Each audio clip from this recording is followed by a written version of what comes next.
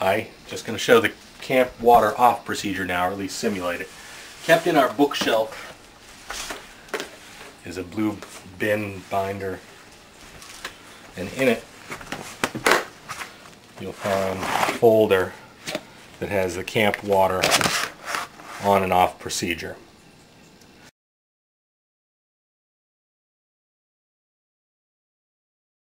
First thing you should do is clean out the toilet. I've got a little jet vac that's kept either here or in the shed to do this. It's a wet dry vac. You just hook it up, hook up the hose, and that'll allow you to quickly suck the what's right now there is the safe antifreeze. But drain that out and pour antifreeze, and then you need to drain the back of the tank as well. Sorry about the rust. It's just rust. So with that would allow you to then pour that water outside somewhere and then wash up with still the hot water from the tank, and then you can just rinse out the jet vac there, just so it's a little less messy rather than doing it at the end. So anyway, that will put the top step, then turning off the various electricity, the pump and the hot water heater. Alright, so here in the shed I keep the non-toxic antifreeze. I've got 2 gallons there. We'll always make sure we've got one, at least one for you. And then this is what goes in the traps. It could be clean, but essentially you pour enough in there to fill it so it doesn't let any sewer gas escape, as well as allow some evaporation. Next, we need to turn off the electricity to the hot water heater. There are 2 switches that start this. One is here, hot water auxiliary, and the other one will walk into the bedroom. And there's the other one, water heater primary. But our next step, turn off electricity to pump, the breaker in the kitchen near door. So let's go to the kitchen. Alright, here in the kitchen by the back door, it says water pump auxiliary. Take this, flip it off. That turns off the electric circuit that goes down to the pump house. And now, once you turn the pump off, you open the valves in the house. So now we'll drain the hot water tank in the bathroom. It's down at the very bottom of the hot water tank. There's a spigot valve. If you open that spigot valve, lefty-loosey to open it, it drains it down through the floor, and then the hot water will just drain underneath the camp through an open pipe. And then to help relieve the pressure, you take this pressure relief valve and just stand it up, and that will drain the water down through. Next, we'll open up all the faucets inside and out to drain the system. So open the sink, 2 valves, open the shower, 2 valves, open the kitchen, 2 valves. This is after doing all the cleanup that you want. And then I'm going to go show where the outside spigot is and where the low point valves are, and where the washing machine is. Yeah. So on the side of the bathroom, the outside valve, you just lefty-loosey open that up to allow that to drain water. Next, the low point valves under the bathroom are here. Hi, Mom. Hi. Mm-hmm. Hi. Down at the end, I keep a bar. Oh, good thing to know. It's on the water lines. It has an end with some nails that hooks onto the valves in there. So just use this to reach in. So for closing, what are we doing? Are we opening the camp? You're closing the camp. So closing the camp, you lefty-loosey, and then it drains the water out. And that's the lowest point in the house. Lefty-loosey, it'll drain it out. You just leave them open.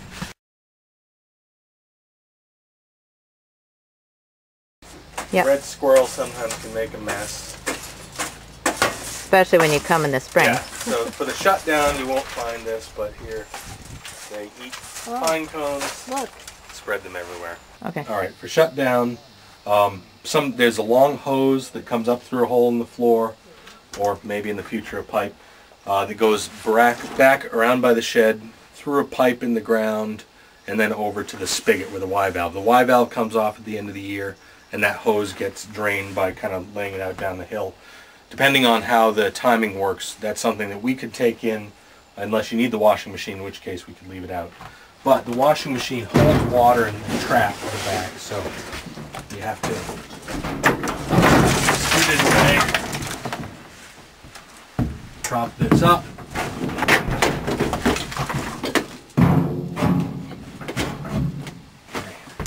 So it gets propped up. I grab a pair of pliers and I'll show what needs to be done here. So underneath is there's this white drain hose here, which leads to a rubber hose right here, which has this clamp on it. I'm not going to do it right now because it's not full of water, but you take a pair of pliers, squeeze that. Actually, I could just do it. Pull that out. It drains whatever water is in the tank. And it's still a little bit, oops, a little bit more than I should have left, but not much. It usually has a lot more. Alright, this time I did the smarter thing. I slid that clamp down the hose, and now I'll use the pliers to squeeze that and slide it back up to hold it on. Actually, before you go down, you need to grab a crescent wrench. It's in here, in the shed, kind of up high on the pegboard, right in the middle, sometimes behind a little mini plane, so crescent wrench. Alright, so we've done all the draining items through H, and now I'm going to do the stuff down at the pump house, which is down the hill to the left of the kitchen beyond the stairs. So we're going to walk down there next. Alright, down here at the pump house, at least this version, has a very simple door. You just pull and drop it and use it to kneel on, particularly if it's wet. That's nice. So the first step is unplug the pump from the electric outlet. As one of our first steps, we had turned it off up there, so there shouldn't even be any power, but that's just important because when you start it in the beginning of the season, you want to make sure that that's not plugged in and running dry. Okay, now we'll open valves in the pump house. There's a valve here, two brass ones, a small brass one and a larger brass one here. There's one way at the back. If we were in the back, it would be right here. It's on the opposite side, so you kind of have to reach over and use the wrench, but it's right at the bottom of this circle. You'll see it's a valve. It looks like one of these. And then there's the top one here at the very top of the pump. I'd recommend you do this one first because this is going to be kind of wet and spraying because there's pressure from all the water going up. So if you loosen it, start loosening this with the crescent wrench, do the rest by hand, and then try to let it not get away from you. We don't want to lose it. And then in here there's a little Ziploc baggie, and eventually I'll put those two and the back small valves in there. This one will remain upside down once it's all drained, just to keep acorns or whatever junk from falling in there. So if I were doing it, I'd loosen that, let it spray, reduce the pressure, take off this one, reach in back, undo that one, and then undo this one last, just so it's not spraying up all over the pump. And then you leave it unplugged. So that's good. Okay. Alright, so next we closed up the pump house door, and now we're going to go drain, like I recommended. The toilet will drain first just so you can wash up well, but now we'll do the remainder of the traps with non-toxic antifreeze, and I use about a gallon total across all of them, but that's the bathroom sink trap, shower trap, kitchen sink trap, so we'll go do that. So here in the shed I keep the non-toxic antifreeze. I've got 2 gallons there. We'll always make sure we've got one, at least one for you. And then this is what goes in the traps. Alright, so here in the bathroom, it's not a huge trap, but essentially you want to pour down enough water to both dilute the water that's in there and then kind of fill that. So glug, glug, glug, glug, glug, glug, glug, I don't know, a couple cups. Okay. The toilet you should have done before when it was vacuumed out, back when it could be cleaned, but essentially you pour enough in there to fill it so it doesn't let any sewer gas escape, as well as allow some evaporation. Shower drains, a little bit bigger drain than the sink, so a bit more in there. Okay. Alright, there's the trap, the sink trap, that does both sinks, so you don't need to fill both of them because there's only one trap, so just enough, couple cups, to fill that trap and dilute any water that's in there. And then we're done. One of these hoses, the long one, is the one that goes from a Y valve at the spigot, and I keep the Y valve right around here somewhere. It's just a little plastic Y valve, and it runs under the camp. I use a rope to haul it back and forth, and then goes through a pipe and then around the back to the to the washing machine. Around the back of the shed. Around the back of the shed. So putting it out, you're basically starting on the dock side, using the rope to haul it through. I stuff the end with a little plastic and a rubber band just so dirt doesn't go in there. And then get that through. And then at the end of the year, draining it, you disconnect it from the back of the washer, pull it all out, and then have one end down the hill to drain it. So I'm going to go through that step. It may be one that this doesn't necessarily have to be done early or late in the season, but if somebody needs, depending on who's coming first, it might be helpful. Okay. So it's the dark green hose with a white stripe that we use. The end that has the plastic on it gets tied to that rope, which is kept right under here.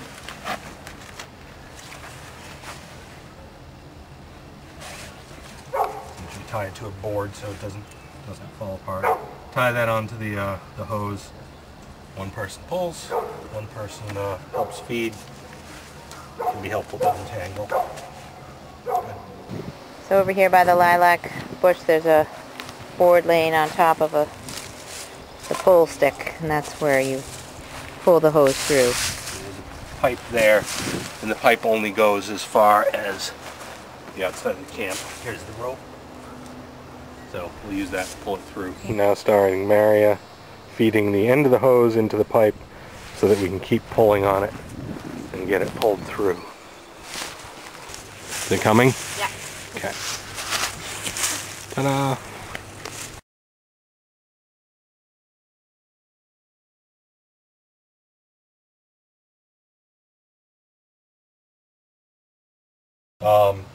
One of these hoses, the long one, is the one that goes from a Y valve at the spigot, and I keep the Y valve right around here somewhere.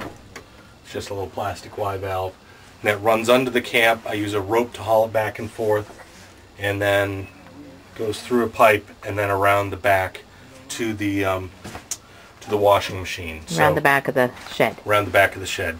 So putting it out, you're basically starting on the dock side, using the rope to haul it through. I stuff the end with a little plastic and a rubber band just so dirt doesn't go in there. And then get that through. And then at the end of the year, draining it, you disconnect it from the back of the washer, pull it all out, and then have one end down the hill to drain it. So I'm going to go through that step. It may be one that this doesn't necessarily have to be done early or late in the season, but if somebody needs, depending on who's coming first, it might be helpful.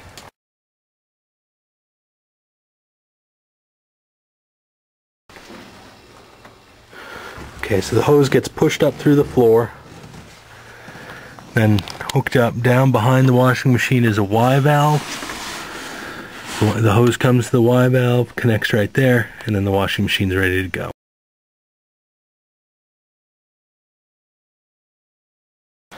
Alright, so at the other end, what you do is when you get the hose back behind the shed to this point, you tie the rope on so that the rope gets pulled back under the camp and stays there. Yeah, the rope's always been just okay, the rope's always left in place over by the spigot, so that's where it'll be.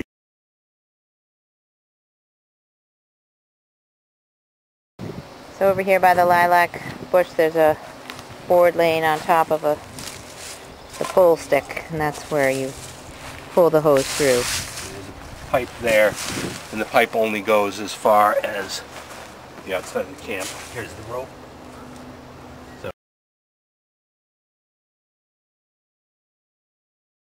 Okay, so it's the dark green hose with a white stripe that we use.